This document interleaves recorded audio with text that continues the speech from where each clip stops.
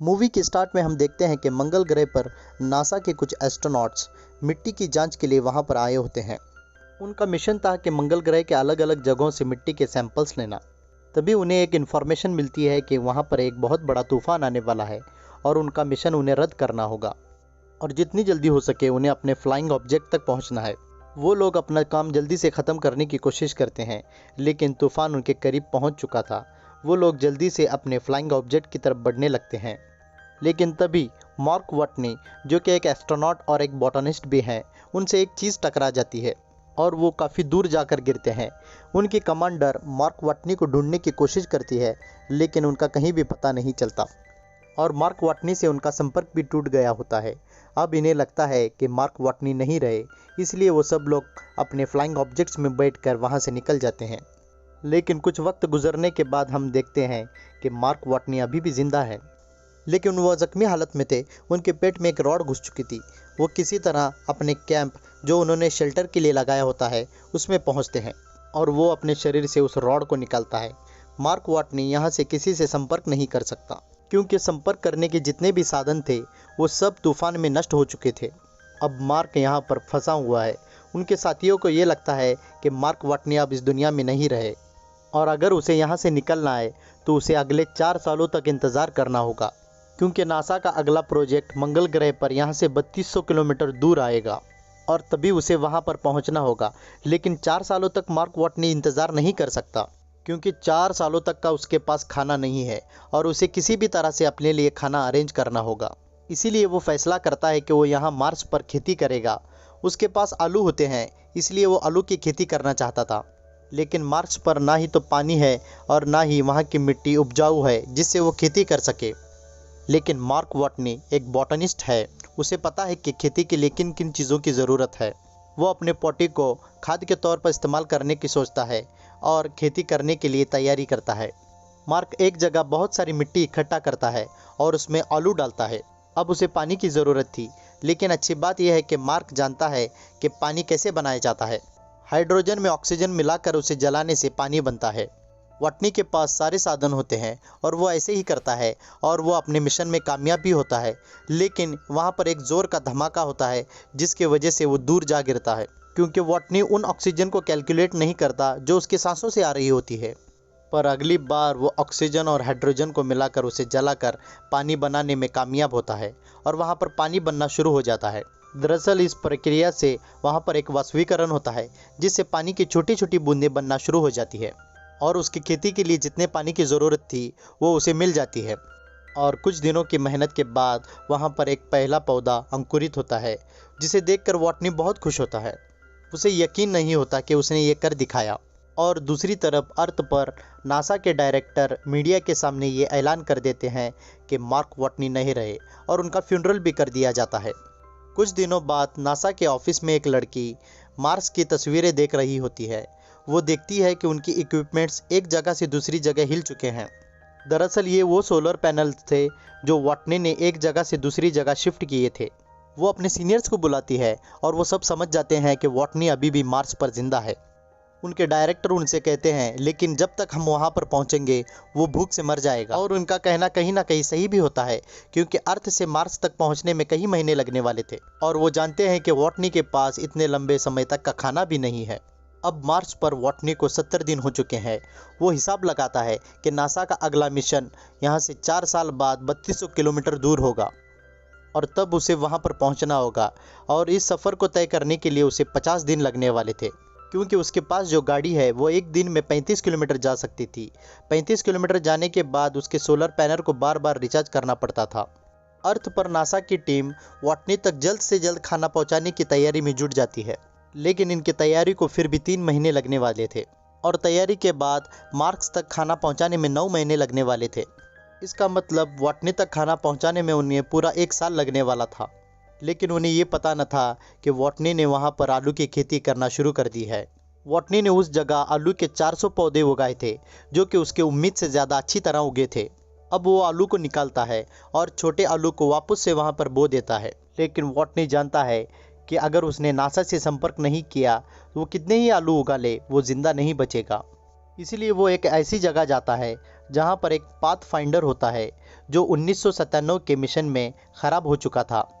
जब वॉटनी उसकी तरफ बढ़ रहा था तो अर्थ से नासा की टीम सैटेलाइट की मदद से उस पर नज़र रख रही थी।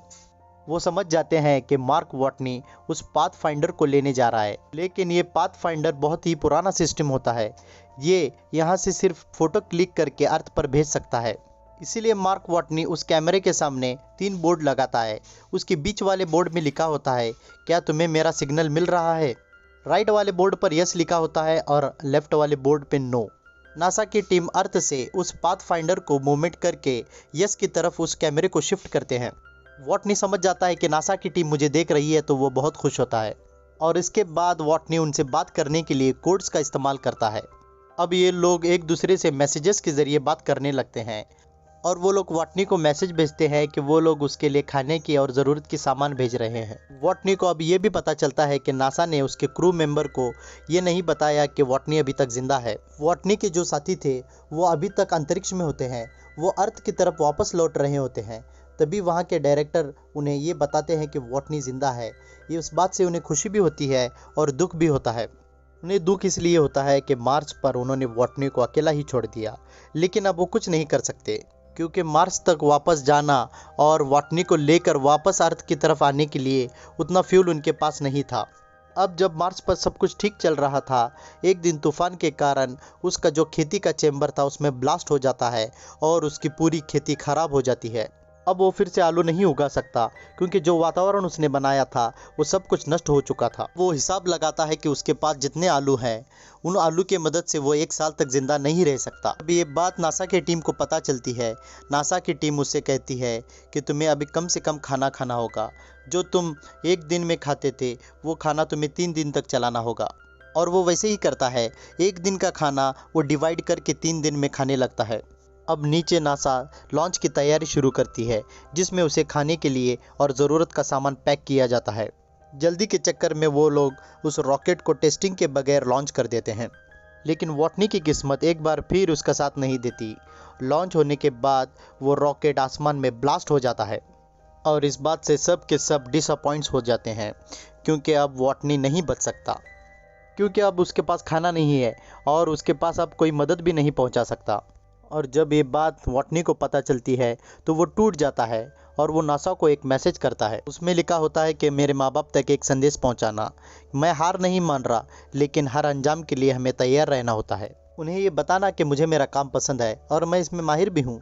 अगर मैं यहाँ मर भी गया तो भी मैं अपने मकसद के लिए मरा। उनसे कहना कि मैं मुश्किलों से डरा नहीं बल्कि उनका सामना किया। वहीं अर्थ पर नासा वॉटनी की मदद करने की उम्मीद छोड़ चुका है, लेकिन तभी चाइना नासा की मदद करने का फैसला करता है क्योंकि उनके पास मार्स पर जाने की तैयारी होती है और 28 दिनों के अंदर वो लोग वो तैयारी को कंप्लीट कर सकते हैं। लेकिन वॉटनी के पास फिर भी इतना खाना न था कि वो सरवाइव कर सके।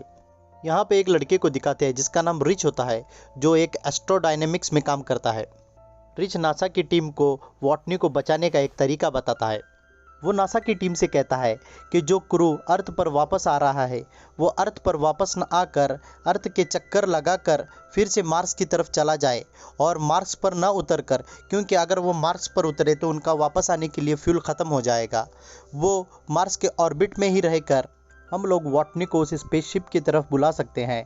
वहाँ पर एक फ्लाइंग ऑब्जेक्ट्स है जिसकी मदद से वो मार्स का ऑर्बिट छोड़कर अपने स्पेसशिप की तरफ आ सकता है।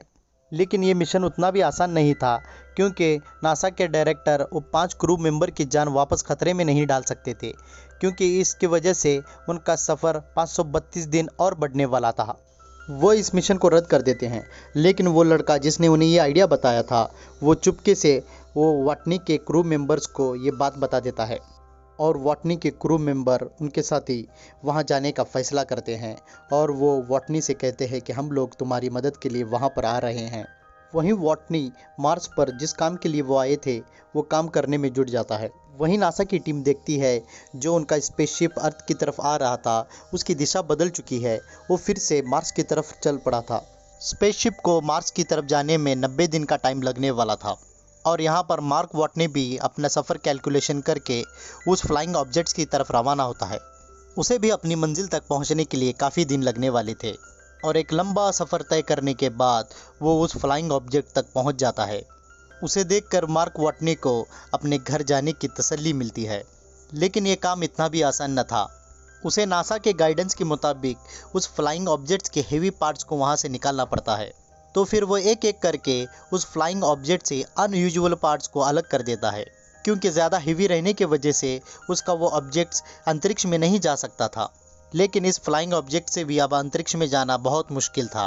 वहाँ दूसरी तरफ उसके क्रू मेंबर और स्पेसशिप भी मार्स के ऑर्बिट तक पहुँच चुका था। अब पूरी दुनिया की नज़र इस मिशन पर थी और मार्क वाटनी भी अब लॉन्च के लिए तैयार था। वो उस फ्लाइंग ऑब्जेक्ट को अंतरिक्ष की तरफ ले जाता है। काफ़ी स्ट्रगल और मुसीबत के बाद वो किसी तरह मार्स के ऑर्बिट तक पहुंच जाता है। उसके साथी उससे रेडियो के ज़रिए कम्युनिकेशन करने की कोशिश करते हैं, पर वो दबाव की वजह से बेहोश हो गया होता है, इसलिए उससे बात नहीं हो पाती। अब क्रू मेंबर्स को भी वो फ्लाइंग ऑब्जेक्ट दिख रहा था, लेकिन उनकी बात मार्क वाटनी से नहीं हो रही थी। जब मार्क वाटनी को होश आता है तो वो लोग बहुत खुश होते हैं। मार्क्स उस ऑब्जेक्ट के सरफेस तक पहुंचता है, लेकिन यहाँ पर एक और प्रॉब्लम थी। वो मार्क की स्पीड को कैच नहीं कर पाते, इसीलिए उनकी कमांडर एक एस्ट्रोनॉट सूट पहनकर मार्क की तरफ आगे बढ़ती है, लेकिन उसकी वायर रोप वहीं पर ख़त्म हो जाती है। वो इससे ज़्यादा आगे नहीं बढ़ सकती। तभी मार्क कहता है कि वो अपने सूट में छेद करेगा, जिसके प्रेशर से वो कमांडर तक पहुंच सकता था, और वो ऐसा ही करता है। लेकिन वो इस प्रेशर को हैंडल नहीं कर पाता, जिसकी वजह से वो अंतरिक्ष में घूमता रहता है। फिर वो स्टेबल होकर प्रेशर को एक जगह अप्लाई करता है, और जिसके ज़रिए वो कमांडर की तरफ आगे बढ़ने लगता है। वो कमांडर के करीब तो पहुंच जाता है, लेकिन उसे पकड़ नहीं पाता, पर वो कमांडर के उस वायर रोप को पकड़ लेता है, जिसके ज़रिए कमांडर उसे अपने नज़दीक खींच लेती है। अब मार्क वाटनी की जान में जान आती है। वो कमांडर को देखकर इमोशनल होता है। जब ये बात पृथ्वी तक पहुंचती है तो वहाँ के लोग बहुत खुश होते हैं। सारे लोग खुश होते हैं क्योंकि मार्क ने वो कर दिखाया था जो आज तक किसी ने नहीं किया। अब कुछ दिनों बाद वो स्पेसशिप अर्थ पर पहुंच जाती है। अब यहाँ हम मार्क को देखते हैं, जो न्यू एस्ट्रोनॉट का इंस्ट्रक्टर बन चुका है। वो उन लोगों को बताता है कि दूसरे ग्रह पर आप कैसे सरवाइव कर सकते हैं। जब आपके पास कोई सुविधा न हो तो हिम्मत ही सबसे बड़ी आपकी उम्मीद बन जाती है। और इसी सीन के साथ मूवी का दी एंड होता है।